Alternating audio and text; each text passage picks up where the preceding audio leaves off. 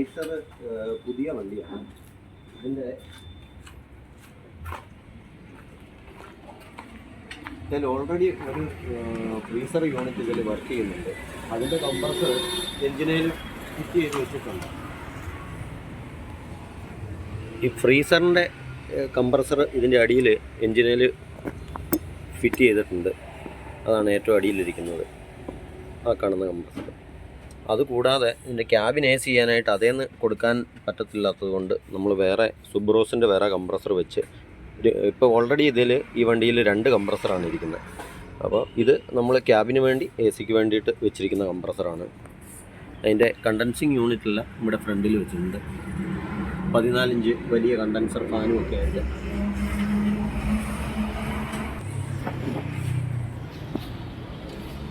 ഇതിൻ്റെ അകത്ത് വെച്ചിരിക്കുന്ന യൂണിറ്റ് മാരുതി സെലേറിയോയുടെ യൂണിറ്റാണ്. ഇതിനകത്ത് കൂളിംഗ് ഓയിൽ യൂണിറ്റ് വെച്ചിരിക്കുന്നത്.